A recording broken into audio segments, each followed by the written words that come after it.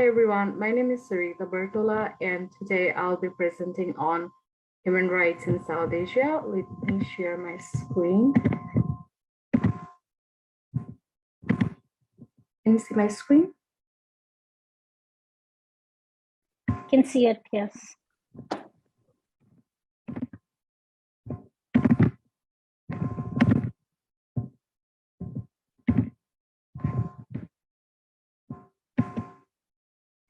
This is the outline of the presentation I'll be presenting today.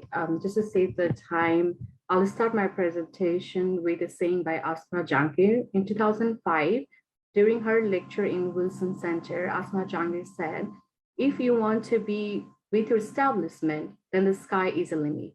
But if you don't agree with your establishment, you won't be able to do honest days of work." Though she referred this to Pakistan when she said this 16 years ago, it still resonates with all the South Asian countries. I want to start this. So, what is human right? United Nations clearly states that human rights are the rights we have simply because we exist as a human being. They are not granted by the states. These rights are universal, indivisible, and interdependent. This slide shows the categories of human rights, and I will be explaining these categories later in my slides. So let me just say this quotation by Nelson Mandela one more again. I think all of us have heard about this or read this quotation, and just to repeat in this presentation, to deny people their human rights are to challenge their very humanity. With this code, I would like to share you the human freedom ranking of South Asia. The data clearly shows that South Asia is doing very poor regarding the human freedom ranking. The comparative table shows that Pakistan stands lowest in the ranking and Nepal stands the highest. However, Nepal's freedom ranking has lowered significantly from 2013 to 2018.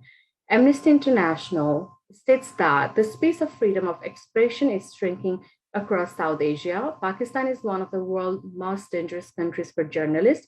Bangladesh is increasingly dangerous for those speaking their own minds, and human rights defenders are not tolerated in Afghanistan. And unfortunately, I don't have the data from Afghanistan from 2013 itself. And I'm sure it's a very complicated time even to find the data for Afghanistan. The table shows the human freedom score of South Asia, which is pretty similar to that of the previous slides. And just to save the time, let me go to another slide. The civil rights of South Asia. The civil rights data shows that Bhutan ranks highest in regard to safety and security, followed by Nepal and India. Sri Lanka is scoreful in freedom for movement, whereas Bhutan is the lowest. Bhutan also score lowest in identity and relationship, followed by Bangladesh and Sri Lanka. In regard to political rights in South Asia, even though Bangladesh score good in regard of size of government, whereas their score in rule of law is one of the lowest. And you can see I'll just leave the data like it is for a couple seconds for you to go through it. It's just very self-explanatory.